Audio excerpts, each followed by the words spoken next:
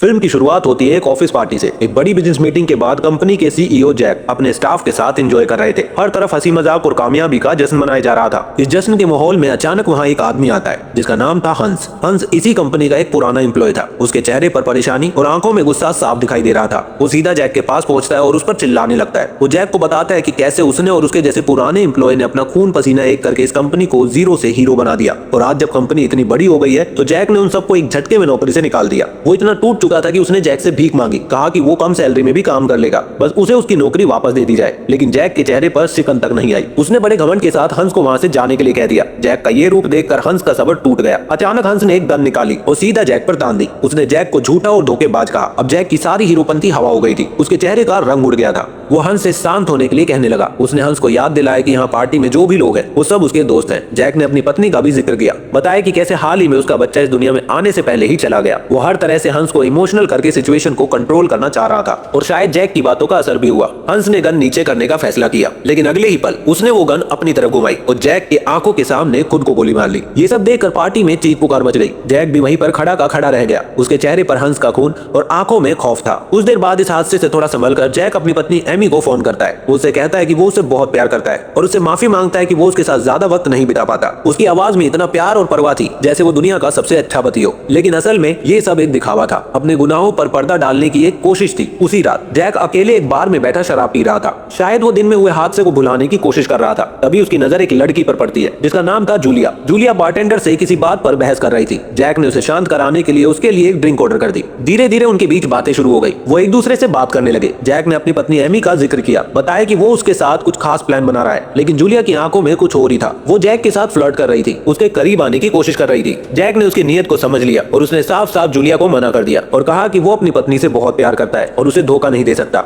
ये सब कहकर जैक वहां से चला जाता है। उसको लगता है कि यहीं पर बात खत्म हो गई, लेकिन उसे अंदाजा भी नहीं था कि ये एक मुलाकात उसकी जिंदगी में आने वाले तूफान का सिर्फ एक इशारा था। फिर अगले दिन जैक और एमी अपनी छुट्टियां मनाने के लिए एक साथ निकल पड़ते हैं। वो कार में थे, एक लंबा सफर तय कर रहे थे। माहौल बहुत अच्छा था। दोनों एक दूसरे के साथ वक्त बिता रहे थे। तभी जैक के फोन पर एक मैसेज आता है। मैसेज एक अनजान नंबर से था। उसमें लिखा था, कल रात बहुत मजा आया। जैक हैरान हो जाता है। वो रिप्लाई करके पूछता है कि आखिर वो कौन है। जवाब आता है, सोचो अगर एमी को सब कुछ पता चल गया तो क्या होगा। इसके साथ ही मैसेज करने वाला शख्स जैक से 5 लाख यूरो की मांग करता है। जैक का दिमाग खराब हो जाता है। आखिरी मैसेज में एक लिंक था जिसके नीचे जूलिया का नाम लिखा था। जैक गुस्से से लाल हो जाता है, लेकिन वो डरता नहीं। अपने पैसे और पावर के घमंड में वो उस नंबर पर मैसेज करता है, मेरे वकील इस मामले को देख लेंगे। उसने सोचा कि वो इस तरह की धमकियों से डरने वाला नहीं है। उस रात जब वो होटल में थे, उनके दरवाजे पर दस्तक होती है। जैक दरवाजा खोलता है तो देखता है कि रूम सर्विस है, लेकिन उसे ऐसा महसूस होता है जैसे पास के अंधेरे में कोई खड़ा उसे देख रहा है। जब तक वो ठीक से देख पाता वो शायद गायब हो जाता है। उसका दिल थोड़ा घबराता है। फिर उसके फोन पर जूलिया का एक और मैसेज आने लगता है, लेकिन इस बार जैक उन मैसेजेस को इग्नोर करता है। वो एमी के साथ डिनर करने चला जाता है और एमी के साथ नॉर्मल बिहेव करने की कोशिश करता है। वो उसके साथ थोड़ा रोमांटिक होने की भी कोशिश करता है, लेकिन एमी अभी भी अपने बच्चे को खोने के सदमे से बाहर नहीं आई होती। वो अभी इन सब के लिए तैयार नहीं होती। जैक उसकी हालत को समझता है या शायद समझने का नाटक करता है। अगले दिन उनका प्लान था एक हॉट एयर बैलून राइड का। उनका पायलट एक काफी फ्रेंडली आदमी था जिसका नाम था हैरी। हैरी उन दोनों को राइड के रूल समझा रहा था। तभी वहाँ एक और कस्टमर आ जाती है। जैसे ही जैक उस औरत को देखता है उसके पैरों तले जमीन खिसक जाती है। वो जूलिया थी।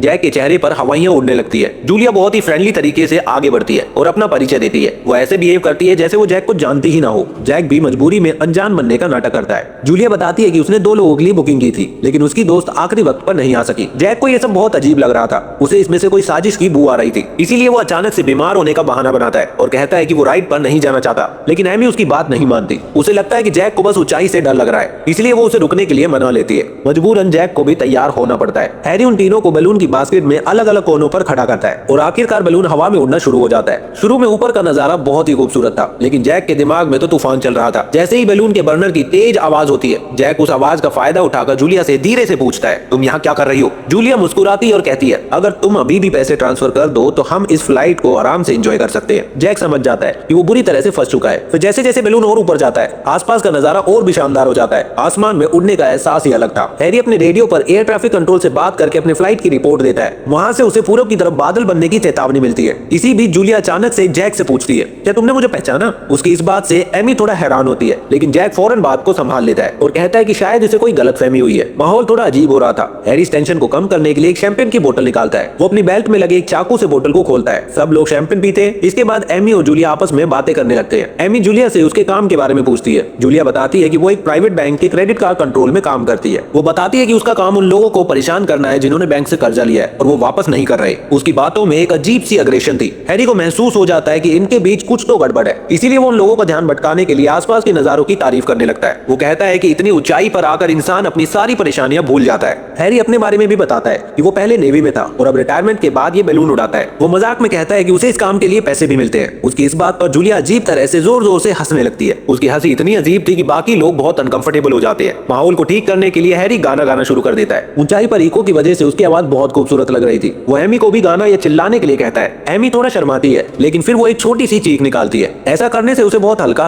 और आजाद महसूस होता है। ये देखकर जूलिया भी ट्राई करने का सोचती है, लेकिन वो कुछ ऐसी अजीबोगरीब आवाज निकालती है कि सब लोग एक बार फिर से बहुत अजीब सा महसूस करने लगते हैं। एक अजीब सी खामोशी छा जाती है। इस खामोशी को तोड़ते हुए जूलिया अचानक कहती है, चलो फोटो खींचने का टाइम है। वो जैक और एमी की कुछ फोटोज लेती है, ऐसे जैसे वो एक खुशहाल जोड़ा हो। फिर वो हैरी की भी एक फोटो लेती है। फिर जब एमी हैरी के साथ सेल्फी ले रही थी, जैक धीरे से जूलिया से पूछता है, क्या तुम्हें मजा आ रहा है? जूलिया कहती है, उस रात से तो ज्यादा ही मजा आ रहा है। फिर वो जैक को अपना फोन देकर हैरी के साथ अपनी एक फोटो खींचने के लिए कहती है। जैसे ही जैक जूलिया का फोन हाथ में लेता है, उसकी स्क्रीन पर एक मैसेज पॉपअप होता है। उस पर लिखा था, पैसे दे दो या फिर पछताने के लिए तैयार रहो। ये पढ़कर जैक का खून खोल जाता है। तभी बलून पहाड़ों के बहुत ही करीब पहुंच जाता है। हैरी फौरन बलून को और ऊपर ले जाता है ताकि वो पहाड़ों से टकरा न जाए। जूलिया जैक से कहती है कि उसे इस मामले को जल्दी से सुलझाना होगा। एमी को अब शक होने लगता है। वो जैक से पूछती है कि आखिर चल क्या रहा है। हैरी को भी लग जाता है कि मामला गंभीर होता जा रहा है, इसीलिए वो सबको शांत रहने और नजारों का लुत्फ उठाने को कहता है। लेकिन एमी नहीं मानती। वो दोबारा जैक से सवाल करती है। तभी अचानक एक चील उनके सर के ऊपर से तेजी से उड़ती हुई निकलती है। इससे एमी बुरी तरह से डर जाती है, लेकिन उसे कोई चोट नहीं लगती। हैरी ये देखकर बहुत खुश हो जाता है और वो बताता है कि एक गोल्डन ईगल है जो बहुत ही दुर्लभ होती है। इसका दिखना किस्मत की बात मानी जाती है। लेकिन जूलिया का फ्रस्ट्रेशन बढ़ता जा रहा था। वो हैरी से बैलून को घुमाने के लिए कहती है। हैरी उसे समझाता है कि वो पहाड़ों के बीच में बैलून को लैंड नहीं करा सकता। वापस जाने के लिए एक ही रास्ता है, हवा के बहाव के साथ वापस जाना है। इसका मतलब था कि उनके पास अभी भी आधा घंटा बाकी था। अब जूलिया का सब्र जवाब दे जाता है। वो सीधा जैक की तरफ मुड़ती है और एमी के सामने ही कहती है कि कैसे जैक उस रात उसके लिए दीवानों की तरह तड़प रहा था। जैक इनकार करता है। इस पर जूलिया एमी से कहती है, मैं जानती हूँ कि जब से तुमने अपना बच्चा खोया है, तुम दोनों के बीच कुछ भी नहीं हुआ है। ये सुनकर जैक बुरी तरह फंस जाता है। वो मानता है कि हाँ, वो कुछ बार अकेले शराब पीने गया था,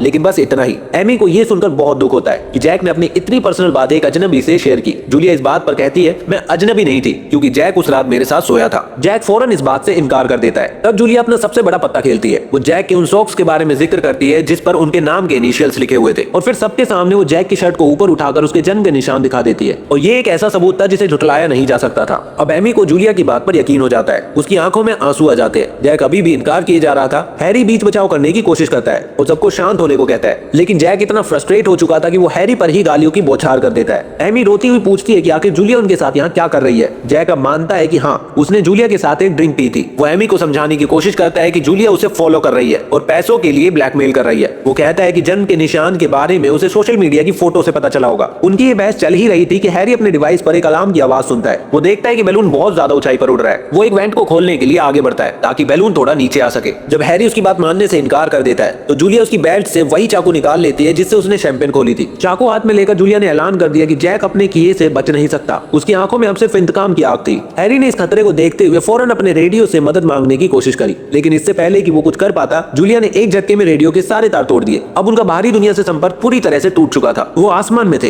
एक पागल औरत के साथ जो किसी भी हद तक जा सकती थी, और नीचे थी सिर्फ मौत। बलून लगातार ऊपर उठता जा रहा था। हैरी ने चिंता जताते हुए कहा कि अगर उसने जल्दी से वेंट को ठीक नहीं किया तो उन सबका ऑक्सीजन खत्म हो जाएगा और वो लोग घुट कर मर जाएंगे। ऊंचाई पर ऑक्सीजन वैसे ही कम होता है और वो लोग हद से ज्यादा ऊपर जा चुके थे। एमी की सांसें फूलने लगी थी। वो जूलिया से गिड़गिड़ाने लगी, उससे मिन्नतें करने लगी कि वो हैरी को अपना काम करने दे, प्लीज हम सब मर जाएंगे। लेकिन जूलिया पर कोई असर नहीं हुआ। जैसे ही हैरी वेंट की रस्सी पकड़ने के लिए आगे बढ़ा, जूलिया ने उसे रोकने की कोशिश की। बस यही मौका था। जैक ने इस पल का फायदा उठाया और पीछे से जूलिया पर झपट पड़ा। अब शुरू हुई जिंदगी और मौत की जंग। हैरी ने भी जैक का साथ दिया। दोनों ने मिलकर जूलिया को पकड़ लिया और उसे बास्केट के किनारे पर झुका दिया। उनका प्लान था कि वो उसे इतना डराएंगे कि वो चाकू छोड़ देगी, लेकिन जूलिया इतनी आसानी से हार मानने वालों में से नहीं थी। वो पूरी ताकत से उनसे लड़ रही थी। इस खींचातानी में पूरा बलून बुरी तरह से हिलने लगा। ऐसा लग रहा था जैसे अभी पलट जाएगा। जूलिया ने अचानक से अपने शरीर को अजीब तरह से मोड़ना शुरू कर दिया। इससे जैक का ध्यान एक पल के लिए भटक गया और बस जूलिया को यही एक पल चाहिए था। उसने इस मौके का फायदा उठाकर जैक को अपनी तरफ खींच लिया। अब वो फिर से आजाद थी। उसने नीचे पड़ा एक लंबा सा मेटल का औजार उठा लिया और उन दोनों पर फिर से हमला करने के लिए तैयार हो गई। दोनों आदमी फिर से एक हो गए और मिलकर जूलिया को धक्का देकर बास्केट से सटा दिया।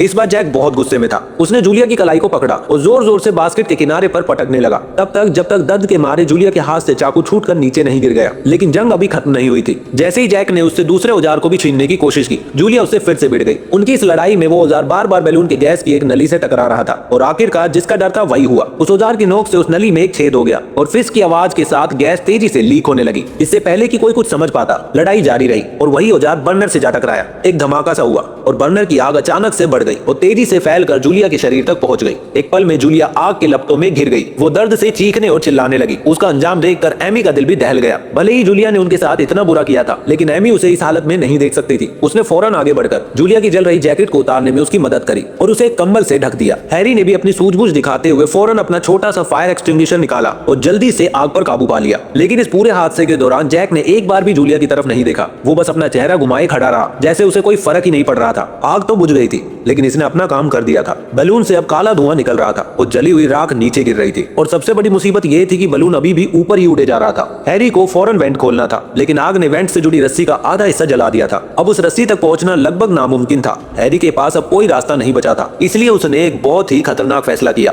वो धीरे धीरे बहुत सावधानी से बास्केट के किनारे पर चढ़ गया। नीचे हजारों फीट की गहराई थी। एक छोटी सी भी गलती का मतलब था सीधा मौत। रस्सी अभी भी थोड़ी दूर थी। हैरी को अपने पैरों के पंजों पर खड़ा होना पड़ा, तब जाकर वो उस जली हुई रस्सी को पकड़ पाया। उसने जैसे ही रस्सी को खींचकर वेंट को खोलना शुरू किया, नीचे जख्मी पड़ी हुई जूलिया ने उसकी पैंट को पकड़ लिया। वो उसे रोकने की कोशिश कर रही थी, शायद वो सबको मारने पर तुली हुई थी। लेकिन इस खींचातानी में उसने हैरी को इतनी जोर से धक्का दिया कि हैरी का बैलेंस बिगड़ गया और वो चीखता हुआ बास्केट से बाहर नीचे गहराइयों में गिर गया। उसकी चीख हवा में कहीं खो गई। जैक और एमी की आंखों के सामने उनके बचने की आखिरी उम्मीद भी खत्म हो चुकी थी। इसके बाद जैक गुस्से से जूलिया पर चिल्लाया, लेकिन जूलिया ने रोते हुए कहा कि ये एक एक्सीडेंट था, उसने जानबूझकर नहीं किया। तभी बलून के डिवाइस पर एक अलार्म बजने लगा। एक कंप्यूटर की आवाज चेतावनी दे रही थी कि ऑक्सीजन लेवल बहुत तेजी से गिर रहा है। अब उनका दम घुटने लगा था। एमी को चक्कर आने लगे। उसकी नजर नीचे पड़े हुए चाकू पर गई। उसने सोचा कि वो इससे जूलिया को काबू कर सकती है, लेकिन जैसे ही वो झुकने की कोशिश करती है, उसके चक्कर और बढ़ जाते हैं। वो लड़खड़ाते हुए बास्केट के किनारे पर जाती है और थोड़ी ताजा हवा लेने की कोशिश करती है ताकि उसका दिमाग काम कर सके। नीचे का नजारा देखकर उसकी रूह कांप जाती है, लेकिन वो खुद को संभालती है। जब वो पीछे मुड़ती है तो वो देखती है कि ऑक्सीजन की कमी से जूलिया बेहोश हो चुकी है।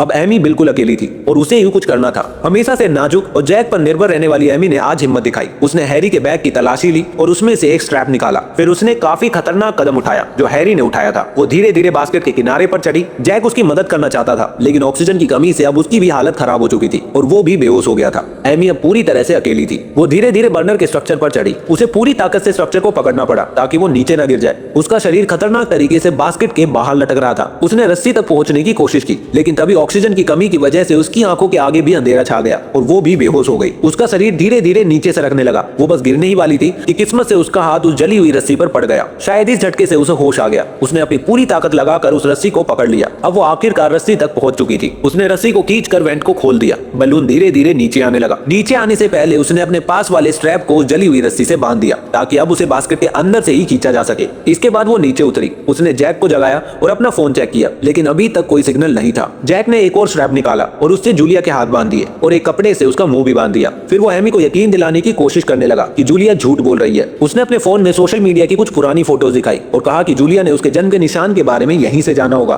तभी उन दोनों ने देखा कि बलून अब आगे के पहाड़ों की तरफ जा रहा है। अगर वो कुछ नहीं करते हैं तो उनकी टक्कर हो जाती। उन्हें बलून को ऊपर उड़ाना था, लेकिन बर्नर अब काम नहीं कर रहा था। उन्हें वजन कम करना था। दोनों ने मिलकर गैस के भारी भारी टैंक्स को बाहर फेंकना शुरू कर दिया। इस उठापटक में उनकी नजर बास्केट के फर्श पर पड़ी। आग ने फर्श के एक हिस्से को बहुत कमजोर कर दिया था। एमी ने कहा कि उन्हें कम से कम एक टैंक बचा लेना चाहिए, शायद बाद में काम आए। और फिर अचानक उनका बलून पहाड़ से टकरा गया। एक जोर का झटका लगा। बलून पहाड़ से रगड़ता हुआ एक तरफ सरकने लगा। उन्हें लगा कि अब वो गए। पहाड़ के नुकीले पत्थर बलून को फाड़ देंगे, लेकिन किस्मत से बलून आगे निकल गया और वो बच गए। जब वो सुरक्षित हो गए तो जैक ने ऊपर देखा और पाया कि टक्कर की वजह से अब बलून के कपड़े में एक छेद हो गया है। थोड़ी देर बाद एमी ने जूलिया को थोड़ा पानी पिलाया। उनके बीच फिर से एक बहस शुरू होने ही वाली थी कि तभी उनका बलून एक घने बादल के अंदर घुस गया। चारों तरफ सफेद धुंध के अलावा कुछ नहीं दिख रहा था। जब एमी आगे का रास्ता देखने की कोशिश कर रही थी तब जैक ने जूलिया से पूछा कि उसने इतने लोगों में से उसे ही अपना निशाना क्यों बनाया। जूलिया जो आहिस्ता आहिस्ता अपने बंधे हुए हाथों के पास पड़े चाकू तक पहुंचने की कोशिश कर रही थी ने जैक का ध्यान भटकाने के लिए आखिरकार सच बता ही दिया। उसने बताया कि वो हंस की बेटी है, वही हंस जिसने जैक के सामने खुद को गोली मारी थी। जूलिया ने कहा कि वो अपने बाप की मौत का जिम्मेदार जैक को मानती है। ये सुनकर जैक के चेहरे पर जरा भी अफसोस नहीं आया। उसने बड़े ही ठंडे दिमाग से कहा कि वो एक बिजनेस डिसीजन था और उसने हंस को कंपनी छोड़ने के लिए अच्छे खासे पैसे दिए थे। जैक का ये घमंड देखकर जूलिया का गुस्सा 7वें आसमान पर पहुंच गया। वो उस पर चिल्लाई, उसे याद दिलाया कि कैसे उसके बाप ने 40 साल तक उस कंपनी के लिए मेहनत की थी और जैक को तो ये सारी दौलत विरासत में मिली थी। उसकी बातों में इतना दर्द और गुस्सा था कि एक पल के लिए सब शांत हो गए और तभी अचानक जूलिया ने जैक पर हमला कर दिया और मौका मिलते ही चाकू उसके कंधे में घोंप दिया। जैक दर्द से चिल्ला उठा। इस बार एमी ने जूलिया को शांत करने की कोशिश की। उसने जूलिया के बाप के लिए हमदर्दी जताई और कहा कि वो सब मिलकर इसका कोई हल निकाल लेंगे। उसने जूलिया को ऑफर दिया कि जब वो नीचे उतरेंगे तो वो सब पुलिस को बता देंगे कि जैक को चाकू गलती से लग गया था। जब जैक ने इस बात का विरोध किया तो एमी उस पर चिल्ला पड़ी। वो गुस्से में थी कि जैक को अब भी सिर्फ अपनी ही पड़ी है। वो ये नहीं देख पा रहा था कि वो जिंदा रहने के लिए ये सब कर रही है। जूलिया थोड़ी शांत हुई। एमी ने उससे और हमदर्दी दिखाई, उससे वादा किया कि सब ठीक हो जाएगा। जब जूलिया माफी मांग रही थी कि उसने उसे इन सब में फंसा दिया तभी जैक ने पीछे से एक मौका देखा। उसने गैस का एक छोटा सा टैंक उठाया और पूरी ताकत से जूलिया के सर पर दे मारा। जूलिया वहीं ढेर हो गई, वो मर चुकी थी। एमी ये देखकर दहशत से चीख पड़ी। उसे यकीन नहीं हो रहा था कि उसके पति ने किसी की जान ले ली है। जैक ने कहा कि उसने ये सब उसे बचाने के लिए किया। इतना कहते ही वो अपने घाव के दर्द से बेहोश होने लगा। उसके कंधे से बहुत खून बह रहा था। एमी ने फौरन फर्स्ट एड किट ढूंढी और जैसे तैसे करके उसके घाव पर पट्टी बांधी। कुछ ही मिनट बाद उसने देखा कि बलून में जो छेद था वो अब बड़ा होता जा रहा है और वो लोग तेजी से नीचे जा रहे हैं और सामने फिर से एक पहाड़ था। इसलिए उसने आखिरी बचे हुए टैंक को बर्नर से जोड़ा और उसे चालू करने की कोशिश की, लेकिन कुछ नहीं हुआ। जैक उस पर चिल्लाने लगा, उसे कुछ और करने को कहने लगा। एमी गुस्से से उस पर भड़क गई कि वो उसकी मदद करने की बजाय सिर्फ ऑर्डर दिए जा रहा है। जैक ने इशारा किया कि उन्हें जूलिया की लाश को नीचे फेंक देना चाहिए। एमी ने उसकी इस बात को अनसुना कर दिया और हैरी के बैग में कुछ ढूंढने लगी। किस्मत से उसे लाइटर मिल गया। उसने जूलिया की लाश को अपनी जैकेट से ढका और फिर जैक के साथ मिलकर बर्नर को लाइटर से जलाने की कोशिश करने लगी। काफी मेहनत के बाद आखिरकार बर्नर जल गया। उनका बलून तेजी से ऊपर उठा और पहाड़ों के ऊपर से निकल गया। लेकिन कुछ ही मिनट बाद उन्हें एहसास हुआ कि वो कुछ ज्यादा ही ऊपर आ गया। इसीलिए उन्होंने फिर से चीजें नीचे फेंकना शुरू कर दिया। तभी एमी ने नोटिस किया कि फेंकी हुई चीजें हवा के साथ खास बहाव में बह रही है। उसे हैरी की बात याद आई। हैरी ने कहा था कि हवा का ही बहाव उन्हें घर तक ले जाएगा। वो भागकर वेंट खोलने गई जिसकी वजह से बलून नीचे आने लगा। लेकिन अब वो पहाड़ की ढलान के बहुत करीब उड़ रहे थे। किस्मत से हवा उन्हें पहाड़ों के चारों तरफ घुमाकर ले गई और वो पहाड़ से टकराने से बच गए। जूलिया की लाश बार बार सरक रही थी। एमी ने उसे ठीक से लिटाया और कंबल से ढक दिया। जैक ने एक बार फिर से खुद को सही साबित करने की कोशिश की और कहा कि ये एक सेल्फ डिफेंस था। उसने कहा कि अगर उसने उस रात जूलिया को ड्रिंक ना खरीदी होती तो ये सब नहीं होता। इस बात पर उनके बीच फिर से बहस शुरू हो गई। जैक ने एमी पर इल्जाम लगाया कि पिछले कुछ महीनों से वो हमेशा उदास रहती है और उसके साथ कहीं बाहर नहीं जाती। गुस्से में एमी ने उसे कुछ बुरा भला कहा और उसकी तरफ एक कदम बढ़ाया,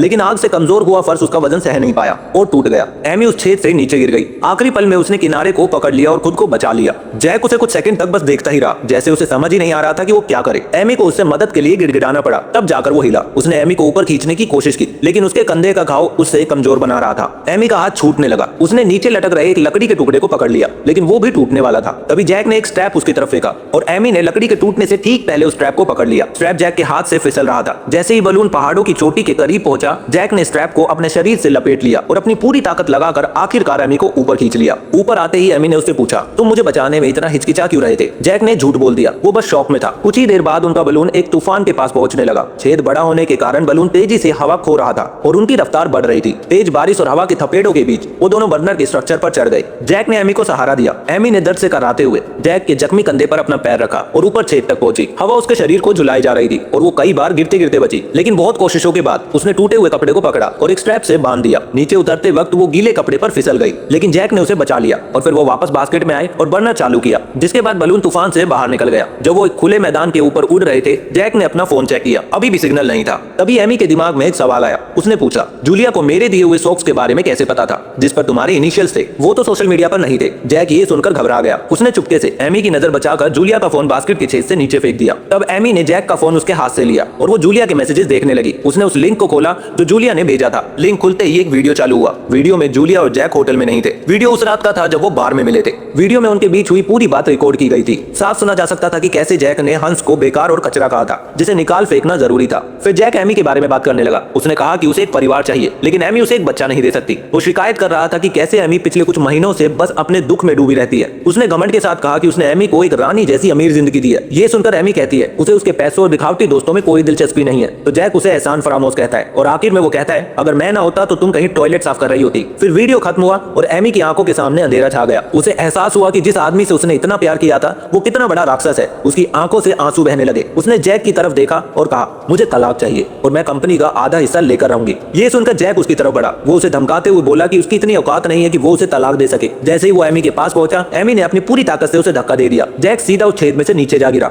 और वो बास्केट के किनारे को पकड़कर लटक गया। वो एमी से मदद के लिए गिड़गिड़ाने लगा। फिर अचानक वो उसे धमकाने लगा कि अगर उसने उसे नहीं बचाया तो वो उसकी जिंदगी बर्बाद कर देगा। एमी बस शांत खड़ी उसे देख रही थी। उसने जूलिया की लाश को छेद की तरफ धकेला। लाश नीचे जाकर जैक से टकराई। जैक का हाथ छूट गया और वो चीखता हुआ नीचे जा गिरा, जिससे उसकी मौत हो गई। एमी रोती रही। उसने उस हार को गले से निकाल कर फेंक दिया जो जैक ने उसे दिया था। उसने अपनी शादी की अंगूठी भी उतार कर फेंक दी। आखिरकार बैलून एक जंगल में पहुंचा और कुछ पेड़ों से टकराने के बाद वो धीरे से घास पर उतर गया। एमी बाहर निकली। उसने बर्नर को ऑन किया और पूरे बैलून को आग लगा दी, अपने अस्तित्व के हर उस सबूत को मिटाते हुए जो उसे इस डरावने सफर की याद दिलाता। और फिर वो अकेले ही उस जलती हुई आग से दूर चली गई, एक नई जिंदगी की तरफ। और यहीं पर यह फिल्म खत्म होती है। आज की फिल्म आपको कैसी लगी कमेंट करके जरूर बताना।